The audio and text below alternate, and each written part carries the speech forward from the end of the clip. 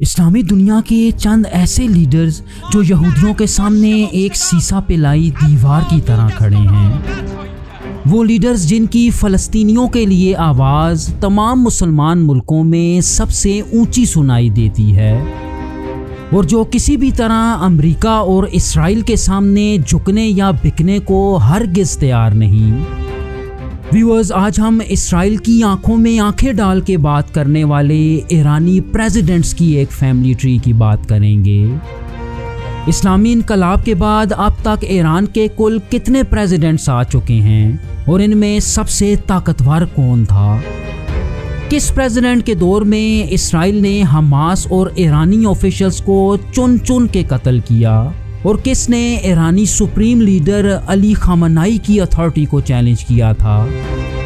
Viewers, मैं हूं एहतशाम अरशद और आप देख रहे हैं द इंफोटेनमेंट चैनल। इस्लामी इनकलाब के बाद ईरान से बादशाहत और पहलवी ख़ानदान की हुकूमत का मुकम्मल खात्मा हो चुका था और आयतुल्लाह खुमैनी ईरान के सबसे ताकतवर यानी सुप्रीम लीडर बन के सामने आए। चुनाचे इनकी सरपरस्ती में ईरान के पहले सदारती या प्रेसिडेंशियल इलेक्शंस हुए, जिसके नतीजे में अबुल हसन बानी सदर इस्लामी ईरान के पहले प्रेसिडेंट बनने में कामयाब हुए। लेकिन इनके सदर बनते ही इराक के सद्दाम हुसैन ने ईरान पे हमला कर दिया, तो यूं ईरान इराक पहली जंग का आगाज हुआ जो अगले तकरीबन 8 साल तक जारी रही। इनके दौर में ईरान में तकरीबन 80,000 से 1 लाख यहूदी आबाद थे और ईरानी मजहबी हुक्काम ने ईरान इराक जंग में जासूसी करने और इसराइल के साथ हमदर्दी रखने के जुर्म में बहुत से यहूदियों को फांसी और लातादाद को कैद में डाल दिया। अबुल हसन ईरानी उलमा के इन इक़दामात के खिलाफ बोलना शुरू हो गए, तो इमाम खुमैनी ने इन्हें इनके ओहदे से हटा दिया। इसके साथ साथ इन्हें मुल्क बदर भी कर दिया गया। इनके दौर के आखिर तक हज़ारों यहूदी ईरान से हिजरत करके इसराइल चले गए। इनके बाद मोहम्मद अली रजाई को ईरान का दूसरा प्रेसिडेंट चुन लिया गया, जो पहले सदर अबुल हसन के दौर में प्राइम मिनिस्टर भी रह चुके थे।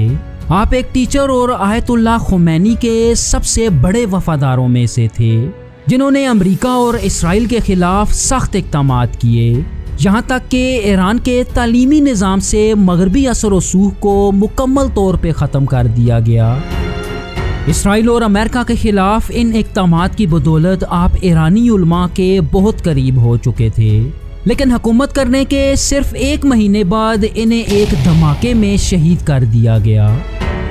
इनके बाद ईरानी तारीख के सबसे बाअसर इंसान अगले सदर बनने में कामयाब हुए, जो 2 दफ़ा ईरान के सदर और मौजूदा सुप्रीम लीडर भी हैं, जिनका नाम आयतुल्लाह अली खामनाई है।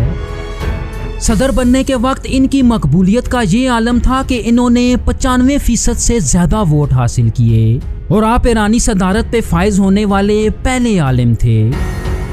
आप ईरान इराक जंग के आखिरी सालों में ईरान के सदर रहे और आप सद्दाम हुसैन के सबसे बड़े दुश्मनों में से एक समझे जाते थे।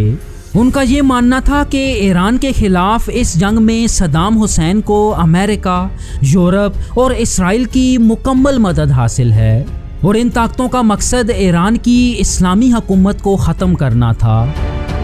जून 1989 में आयतुल्लाह खुमैनी के इंतकाल के बाद इन्हें ईरान का अगला सुप्रीम लीडर चुन लिया गया, जिसके बाद आपने प्रेसिडेंट का ओहदा छोड़ दिया। अली खामनाई के बाद अकबर हाशमी को ईरान का चौथा सदर मुंतखब कर लिया गया, जिनका दौर ईरान की तामीर और तरक्की का दौर समझा जाता है। आप अपने से पहले आने वाले प्रेसिडेंट्स के बरक्स प्रो वेस्ट यानी मगरबी ममालिक के हामी थे। यही वजह थी कि आप अमेरिका से बहुत से हथियार खरीदने में भी कामयाब हो गए, जो आज भी ईरान के इस्तेमाल में हैं। लेकिन इनके दौर में जब ईरान के न्यूक्लियर प्रोग्राम का आगाज़ हुआ तो ईरान पे बहुत सी पाबंदियां लगा दी गईं। इसके अलावा इनके दौर में एक रेफरेंडम के ज़रिए प्राइम मिनिस्टर का ओहदा ख़त्म कर दिया गया, जिसकी बदौलत ईरान में मुकम्मल तौर पे सदारती निज़ाम कायम हुआ। इनके दौर में कई यहूदी ईरानी पार्लियामेंट का हिस्सा थे। इसके साथ साथ यहूदियों को मुकम्मल मजहबी आज़ादी हासिल थी। तहम इनके दौर में कई यहूदियों को इस्राएली जासूस करार दे के मुख्तलिफ सजाएं भी दी गईं। अकबर हाशमी मुसलसल 2 दफ़ा ईरान के सदर रहे और इनके बाद मोहम्मद खातमी 70% वोट लेने के बाद ईरान के 5वें सदर बनने में कामयाब हुए। आप पहले ईरानी सदर थे जिन्होंने यूरोप के मुख्तलिफ ममालिक का सफ़र किया और दुनिया के तमाम मुल्कों के साथ अच्छे ताल्लुकात कायम करने की कोशिश की, यहाँ तक कि आपने फ़लस्तीन में एक ऐसी रियासत बनाने की पेशकश की जिसमें मुसलमान, ईसाई और यहूदी इकट्ठे रह सकें। इन्होंने ज़ाहिरी तौर पे इसराइल के ख़िलाफ़ बहुत सख्त मौक़िफ़ रखा, लेकिन अंदरूनी तौर पे बातचीत से मसला हल करने की कोशिश की। यहाँ तक कि आप पहले ईरानी सदर थे जो सन 2003 में इसराइल को तस्लीम भी करने वाले थे।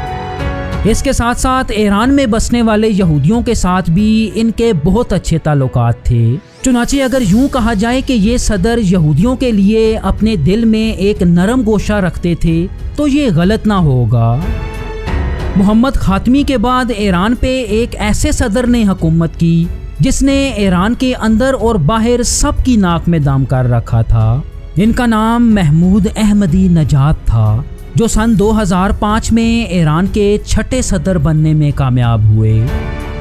अहमदी जो एक इंजीनियर और तेहरान के मेयर भी रह चुके थे, इन्होंने 62% वोट लेके अपने से तजर्बाकार सियासतदानों को शिकस्त दी, लेकिन इनकी कुछ पॉलिसीज़ की वजह से इन्हें पूरे ईरान में तनकीद का निशाना बनाया गया, जबकि ईरान से बाहर भी ज़्यादातर मुल्कों के साथ इनके ताल्लुकात अच्छे ना थे। इन्होंने सदारत संभालते ही इसराइल के खिलाफ इंतहाई सख्त मौक़िफ़ रखा। इसके साथ साथ इसराइल के खिलाफ ईरान के न्यूक्लियर प्रोग्राम को भी मुकम्मल तौर पे सपोर्ट किया। इन सब इक़दामात की वजह से ईरान को लातादाद पाबंदियों का सामना करना पड़ा।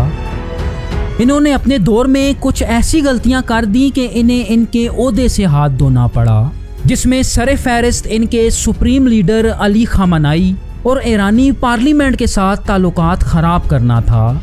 चुनाचे अपनी 2 टर्म्स मुकम्मल करने के बाद आपने अपना ओहदा छोड़ दिया।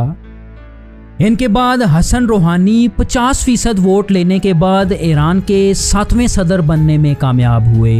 इन्होंने शुरुआत से ही अमेरिका के साथ ताल्लुकात अच्छे करने की कोशिश की और इनके अमेरिका के साथ ताल्लुकात इतने अच्छे हो गए कि ये सैंक्शंस ख़त्म करने में भी कामयाब हो गए, जिसके नतीजे में ईरान की ऑयल एक्सपोर्ट्स बढ़ने लगी और इन्फ्लेशन में भी बहुत कमी आई। लेकिन इसी दौरान अमेरिका ने एक ऐसा कदम उठाया कि ईरान अमेरिका ताल्लुकात फिर से ख़राब हो गए। अमेरिका ने ईरान के दूसरे ताकतवर तरीन शख्स जनरल कासिम को एक ड्रोन हमले में शहीद कर दिया, जिन्हें अली खामनाई का राइट हैंड माना जाता था। इनका सबसे बड़ा मसला ये था कि ये बहुत सॉफ्ट थे और मगरबी ताकतों ख़ास तौर पे इसराइल से बहुत नरमी से बात किया करते। इनका ये सॉफ्ट रवैया देखते हुए अली खामनाई ने इन्हें माजूल कर दिया और दोबारा किसी भी ओहदे पे फाइज करने की मुखालफत की। इनके बाद ईरान के सख्त तरीन प्रेसिडेंट इब्राहिम रईसी 63% वोट लेने के बाद 8वें सदर बनने में कामयाब हुए। सदर बनने से पहले आप ईरान के चीफ जस्टिस के ओहदे पे भी फाइज रहे।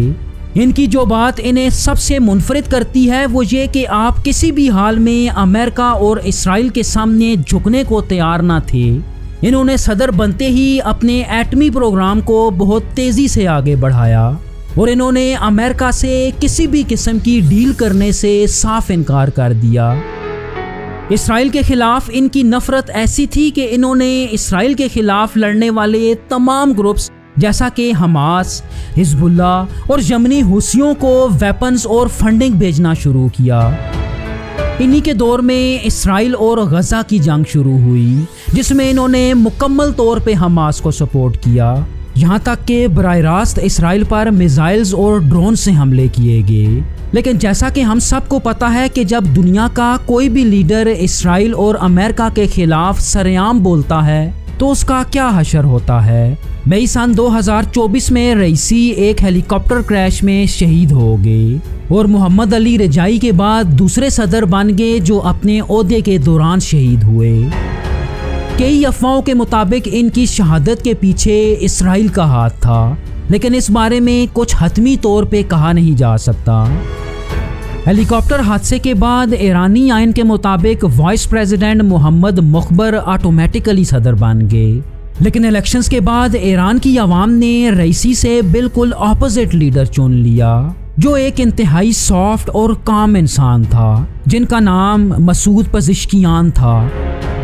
आप 55% वोट लेके ईरान के 9वें और मौजूदा सदर बन के सामने आए और इन्होंने सदर बनते ही ये ऐलान किया कि अली खामनाई के फतवे के मुताबिक ईरान कभी भी न्यूक्लियर बॉम्ब नहीं बनाएगा, और इन्होंने ये भी कहा कि ईरान पूरी दुनिया के साथ डील करने को तैयार है, जिससे अमेरिका और ईरान के दरमियान मुख्तलिफ मीटिंग्स होने लगी।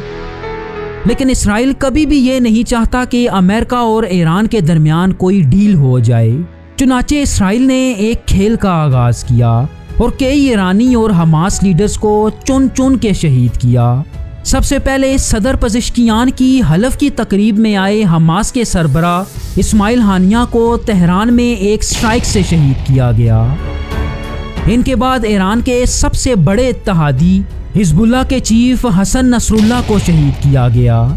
यहाँ तक कि इसराइल ने 13 जुलाई 2025 को ईरान पे हमला कर दिया। इन स्ट्राइक्स में कई ईरानी जर्नल्स और साइंटिस्ट शहीद कर दिए गए, जिनके नाम आप स्क्रीन पे देख सकते हैं। व्यूअर्स, इसराइल का अगला हदफ ये है कि अमेरिका को किसी भी तरह इस जंग में घसीटा जाए, ताकि ईरान और इसकी इस्लामी हुकूमत का मुकम्मल तौर पे खात्मा किया जा सके।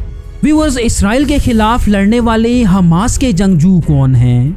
हमास की एक मुकम्मल फैमिली ट्री देखने के लिए स्क्रीन पे दी गई वीडियो ज़रूर देखिएगा। Thank you so much. अल्लाह हाफिज़।